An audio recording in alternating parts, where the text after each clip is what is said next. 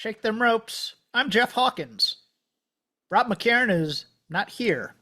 Rob McCarran got a new job. And so Rob McCarran can no longer do Shake Them Ropes. And this seems like as good a time as any for me to step back, to be honest with you. I'll tell you why in a moment, but first of all, let me state to anybody who's ever listened to this show, thank you. You didn't have to do that. You didn't have to spend your time listening to me ramble on about old 80s wrestling and how these kids today, or whatever. I did my best to be entertaining. I didn't always succeed. I wasn't always as engaging or as smart as I thought I could be on wrestling. Sometimes I was just not in the mood. Sometimes I was just being silly. But most of all, thank you for your time. Your time's as precious as anybody else's on this thing. Thank you to Rich and Joe at Voices of Wrestling. They have said take some time off, figure out what you want to do. If you want to bring it back, that's good. If you don't, that's also fine as well. I have been doing this since I was 39. I am now 53. It's been a long time. Feels like it's time to grow up, honestly. And I've been sacrificing a lot of weekends for the last 9-10 years. Some based on scheduling and trying to get this show on, because I know that for a podcast you need to do it regularly and consistently to get an audience, or else you're not going to get one. But there's not a lot of money in wrestling podcasting, as anybody will tell you. It was kind of funny. One of the guys who, when I was doing Fightful, wrote me and goes, "You make six figures doing Fightful, right?" I'm like, dude, I'm making 25 a show if I'm lucky. And I never took a paycheck after a certain time from Fightful because I thought the kids over there needed it. So yeah, once Rich and Joe, and actually, well, Rob owned half of Voices of Wrestling at the time. So Rob and Rich, this is their baby.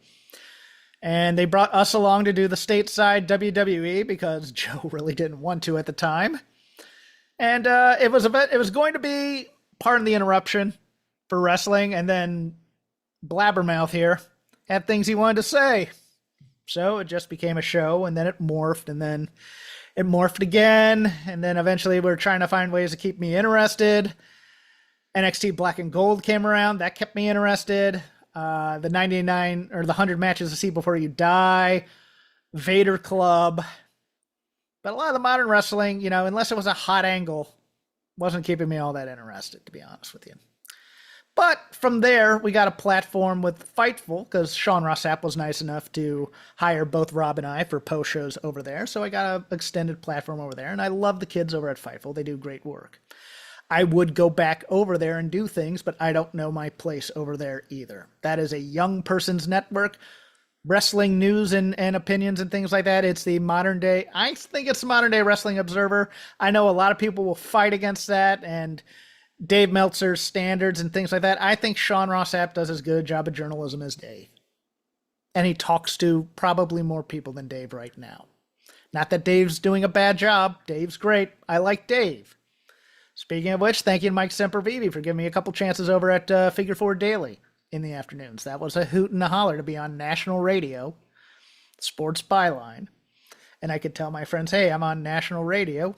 Take a listen for that. That was a thrill. Thanks for the people that love wrestling who have had me a guest over there. Thanks to, any number of wrestling networks that no longer exist that had me hosting there, Less More and Talking Sheet. I had a blast doing that with Chris Zellner. Chris Zellner and David Bixenspan on Between the Sheets.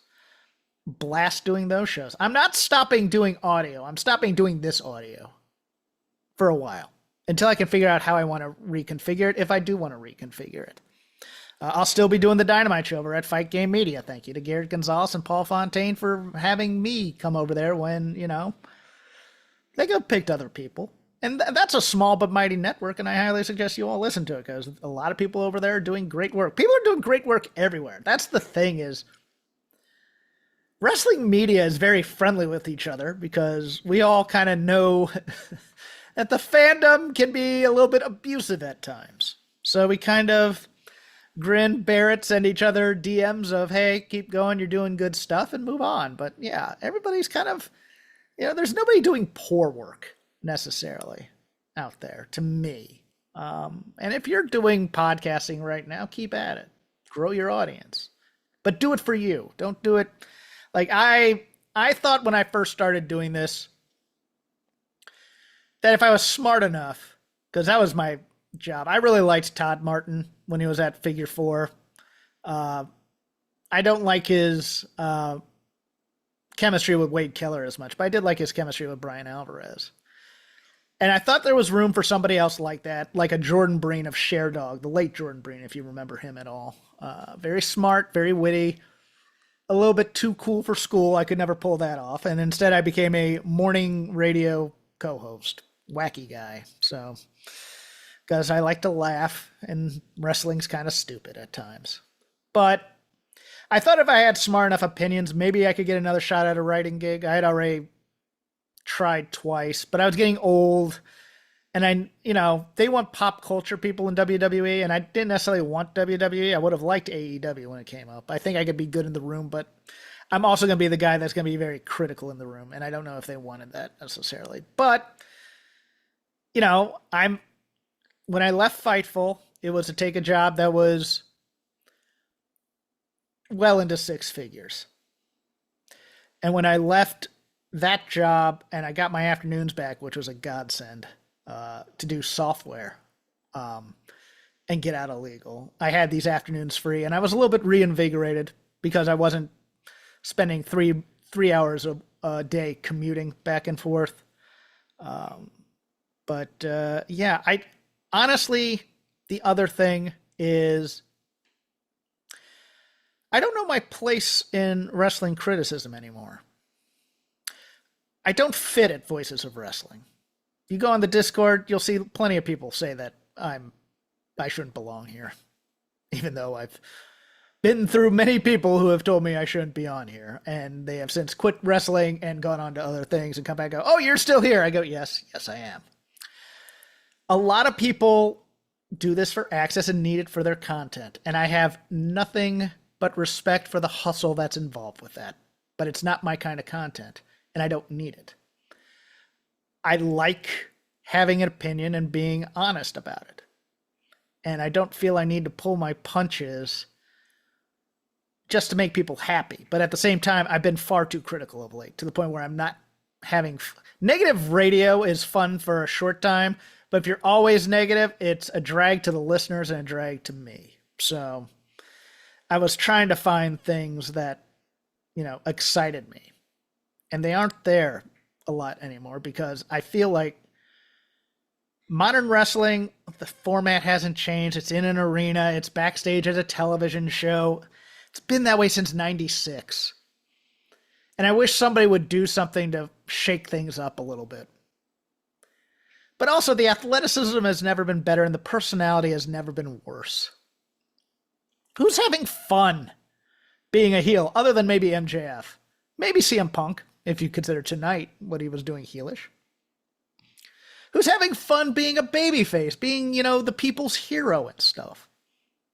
But who's out there having fun? Maybe Io Sky. I think Io Sky's having way too much fun because she's just pointing at herself and going, it's nothing wrong with that. But all these shows are just like, there's this weird grimness to them, like, oh, we have to be really good tonight. That kind of flop sweat pressure almost that you hear. And it's like most of these shows don't even need to be live because nothing exciting enough happens on the shows that some good editing and planning wouldn't fix, to be honest with you. But someone, Dave, said out there, well, people won't watch if there are spoilers out there, et cetera, as if people don't watch critically acclaimed television, even though some of the spoilers are out on the internet. What you do is you avoid the internet. And but gosh, I've already gone off my point, which was to thank everybody. And I'll get to my AEW critique in a bit because there's going to be some wrestling content on here. But look, I'll list everybody if I can remember them. Rob McCarran, Chris Novembrino, Tyrus, Jeff Jarrett, Dave Meltzer, Sean Ross Sapp, Oh, I'm trying to remember his stage name. Les, who are the talking sheet guy? It was, I know his real name, and I don't want to reveal it on the air, but his pen name. Anywho, Dylan Hales was on once. Todd Martin came on. Mike Sempervive came on. Warren Hayes. I'm forgetting a couple other people who filled in, and I apologize for that. And I don't mean. Oh, Mike Gilbert. I just know Soda Pop Comics. I can't remember your name, and I don't want to ignore you in this because you came in a time when I was in Arizona, and I really needed somebody to co-host the show with me. Yeah, I think I got all the guests and stuff that we had over the history of 14 years. It wasn't very many because we didn't do a lot of guests because, if you got to be critical or something, you don't want to do that. And God knows that Dave Meltzer interview was on the worst day. That was on. We were going to have him come in and do like a preview of Battleground or some dumb WWE pay-per-view, and Nick Bockwinkel had just died. It's like, that's not the day for Dave to do the less more. That was the name. Okay. To do the thing. But, eventually we got him talking about Nick Bockwinkel because I knew something about Nick Bockwinkel, and that was always, fun too. It's just, that interview's not going well. I know everybody's afraid Jeff's going to tank it, but Jeff knows how to talk to people occasionally. So yeah, that was fun. But again, I'm going to try and bring something back in this feed. So keep this feed in your podcasts, catchers and whatnot. But I need a break. And my proudest thing is I think in the entire run of this show, I missed a total of 2 shows in terms of getting audio out there. Maybe 3 because the Zoom screwed up some of the audio the first time or second time. But, and the other 2 were in the course of this year. But those of you who have supported me during my cancer, those of you who have supported me when my father died, I really appreciate all of you. And thank you once again. Now, as if on brand, a rant of sorts about the upcoming AEW All In. Because I feel like people are dancing around this. I know Brian Alvarez is on the right track. I got to this a little bit on Wednesday night on the Dynamite show over at Fight Game Media. But this Will Ospreay Kenny Omega build has been bad. I don't care if the match is going to be good. The build has been bad. And I'm a little confused if it's me or if it's my expectations. I think this is the type of super fight that should have had months of build, 2 alphas who are heroes to the people, staying away from each other, not doing passive-aggressive barbs, no heelishness, whatever. This is a super fight that might change wrestling. And I feel like this company has burned money. I really do. I really think they might have, with the right kinds of build. God, can you hear this bass, by the way? I have Russian neighbors who just decide to have dance parties at all hours of the day, and I can't wait to leave Los Angeles. But what does Russian have to do with it? I don't know. It's just a descriptor. But yeah, I think this could have been ratings changing. And Tony Khan has a big problem with the personality of his show. He likes his length. He likes doing his long matches. And he likes the critical acclaim of the quality of matches. Those things can't be denied. But you have a large roster of people that aren't getting their personalities over to the point where the next time you put them in a match, people want to see them. And that's a problem. That Kenny Will Ospreay sit down might have been okay if you had split it up into 3 weeks. And week 1 was, hey, do you remember the PWG match? And then you get permission, because I'm sure Excalibur could get permission to show the PWG match. I was there. It was a good match. And then the next week, the New Japan stuff. And then you show highlights of that. But I felt you didn't need any of this heelish stuff, and especially the end of that show where Will Ospreay is petty and comes out after the Don Callis family, who shouldn't be there, along with. Oddly enough, I didn't think United Empire, a bunch of D-level characters, should be in there 11 days before the pay-per-view, but here we are. But they're saying break his neck with Kenny. Will Ospreay comes out afterwards, oh, sorry I couldn't make it, boss. And then Kenny gets more petty after being saved. It was inexplicable to me. And this seems like the easiest build in the world because everybody likes both guys and everybody should be stoked to the point we're champing at the bit to get to this match. And you should be doing that kind of super fight media blitz for this. This should be everywhere. Not just local, but everywhere.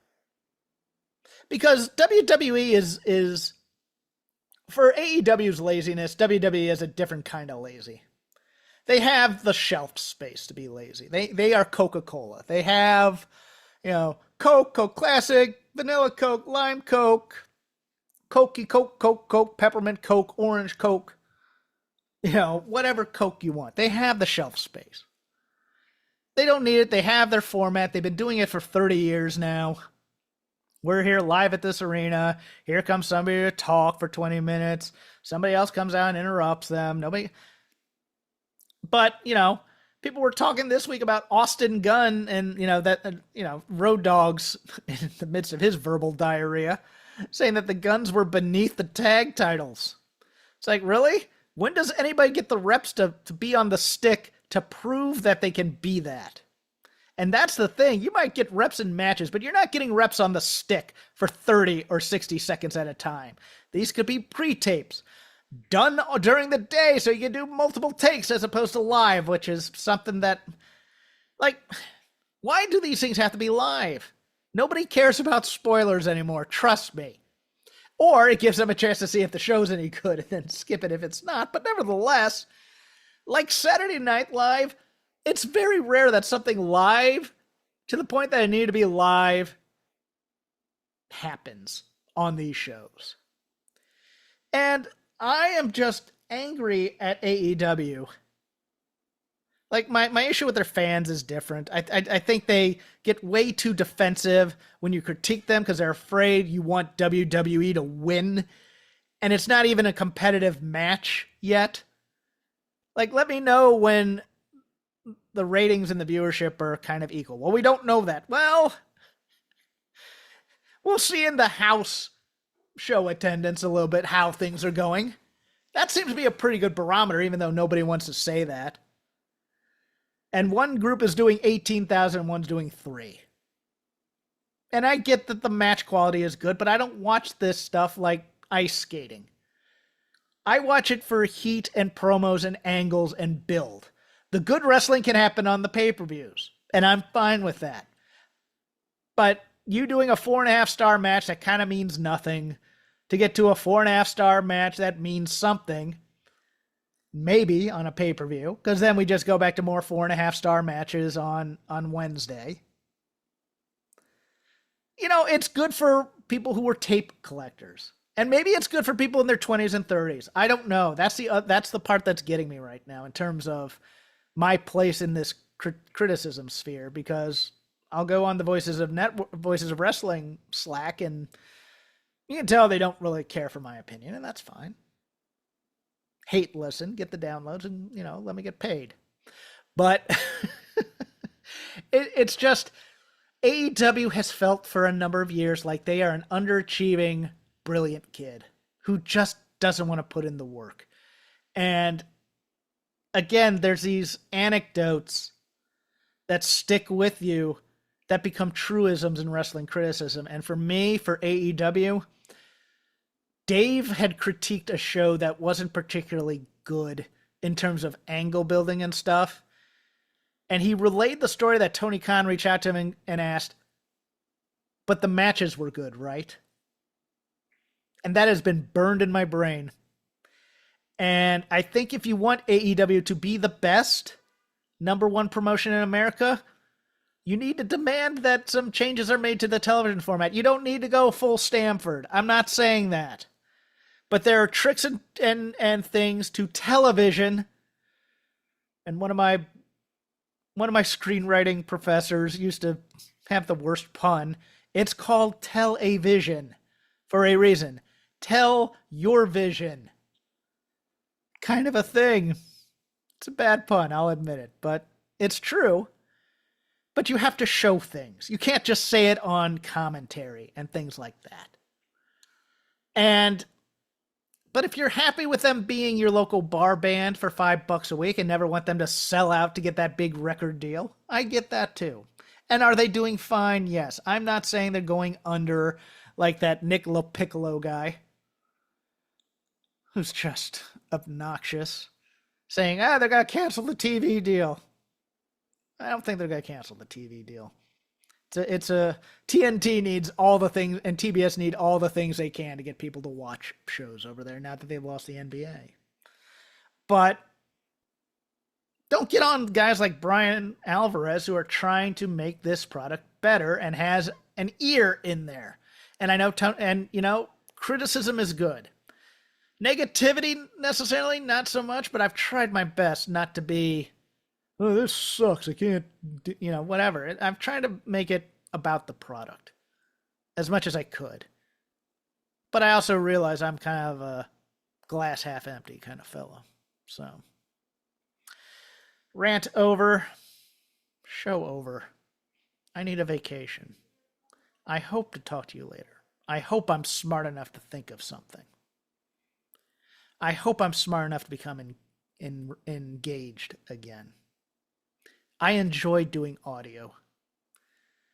But sometimes I feel like the stuff I'm doing audio about isn't fun, and that leads to not fun audio. But again, the main message of this show has been thank you for 14 years of friendship and listenership and criticisms and compliments.